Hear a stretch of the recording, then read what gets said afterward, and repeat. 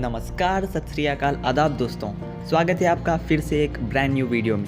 आज के वीडियो की टॉपिक है how did the Titanic sink despite being termed as unsinkable.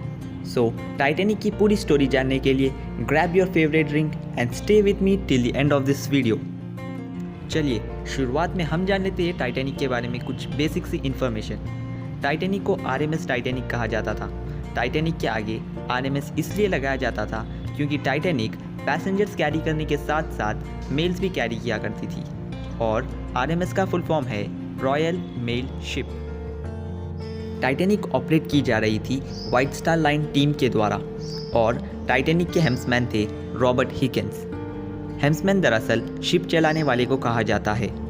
Robert हिकेंस Titanic के हादसे के एक सर्वाइवर थे और रॉबर्ट हिकेंस की मौत हुई 1940 में, टाइटैनिक के हादसे के 28 साल बाद। टाइटैनिक बनाई गई थी हार्लैंड एंड वुल्फ कंपनी के द्वारा और टाइटैनिक के चीफ नेवल आर्किटेक्ट थे थॉमस एंड्रूस, जो कि उसी हादसे में मारे गए। टाइटैनिक को बनाने का कॉस्ट लगभग 7.5 मिलियन US$ था, जो कि इंडियन मनी में कन्वर्ट किया जाए तो होता है 54 करोड़ अप्रॉक्सीमेटली। और टाइटैनिक उस वक्त की one of the greatest and biggest ships थी। टाइटैनिक एक रॉयल शिप थी। टाइटैनिक में लग्जरियस रूम्स के साथ साथ स्विमिंग पूल्स, टर्किश बाथ्स और जिम्स भी थे। और टाइटैनिक के बारे में एक एस्टॉनिशिंग फैक्ट जानिए। टाइटैनिक शिप में लगभग 20,000 बॉटल्स बियर के, 1,500 बॉटल्स वाइन के और 8,000 सिगार्स अवेलेबल थे। और टाइटैनिक को चलने के लिए पर डे 600 टन्स कोल बर्न करना पड़ता था। चलिए अब बात करते हैं टाइटैनिक के हादसे के बारे में।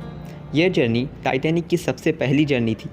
टाइटैनिक की जर्नी शुरू हुई 10 अप्रैल 1912 को। टाइटैनिक साउथहैम्पटन इंग्लैंड से न्यूयॉर्क सिटी तक का सफ़र तय करने वाली थी, लेकिन 15 अप्रैल 1912 की सुबह को टाइटैनिक एक मैसिव आइसबर्ग से टकराई, जिसकी वजह से शिप को भारी मात्रा में डैमेज हुआ। आइसबर्ग से टकराने की वजह से टाइटैनिक के 16 में से 6 कंपार्टमेंट्स डैमेज हो गए थे। कंपार्टमेंट्स शिप के उस हिस्से को कहा जाता है जो कि वाटर टाइट रूम्स होते हैं। टाइटैनिक इस तरह डिज़ाइन की गई थी कि अगर टाइटैनिक के 16 में से 4 कंपार्टमेंट्स डैमेज होते हैं फिर भी टाइटैनिक डूबेगी नहीं, लेकिन इस केस में टाइटैनिक के 16 में से 6 कंपार्टमेंट्स डैमेज हो गए थे, जिसकी वजह से टाइटैनिक इस हादसे को सरवाइव नहीं कर पाई। हालांकि टाइटैनिक की क्रू को एक्सीडेंट से कुछ घंटे पहले वार्निंग्स दे दी गई थी आगे आने वाले सी आइस के बारे में, लेकिन फॉगी वेदर की वजह से टाइटैनिक के लुकआउट्स सी आइस को स्पॉट करने में नाकामयाब हो गए और तब तक बहुत देर हो गई थी, क्योंकि टाइटैनिक बहुत तेज़ी से आगे बढ़ रही थी। उस वक्त की टाइटैनिक की स्पीड थी 22 नॉट्स, यानी कि 40 किलोमीटर पर आवर। टाइटैनिक की क्रू ने फ्लेयर्स और रेडियो सिग्नल्स की मदद लेने की बहुत कोशिश की, लेकिन उस वक्त वो मदद उनसे काफ़ी दूर थी और ज़्यादातर जानें लाइफ बोट की मदद से बचाई गई। इस हादसे की वजह से 1635 लोग मारे गए।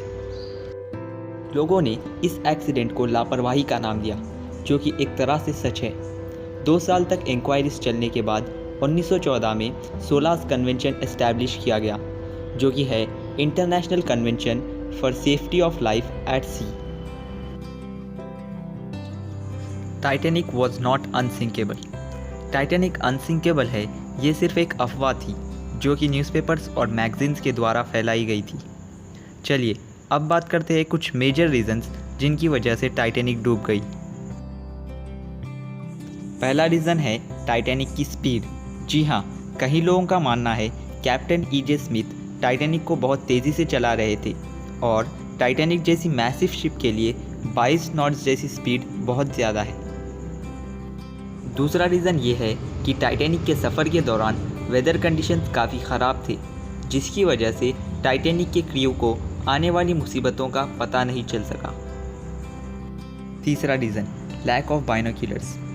ऑफिसर डेविड ब्लेयर, जिसके पास बाइनोक्यूलर्स के रूम की चाबी थी, वो जब ट्रांसफ़र हुआ तो दूसरे ऑफिसर को चाबी देना भूल गया, जिसकी वजह से टाइटैनिक के क्रू के पास बाइनोक्यूलर्स नहीं थे और वही चाबी फिर 2007 में ऑक्शन में रखी गई थी, जो कि 90,000 पाउंड्स यानी कि 87 लाख रुपीस में बेची गई थी।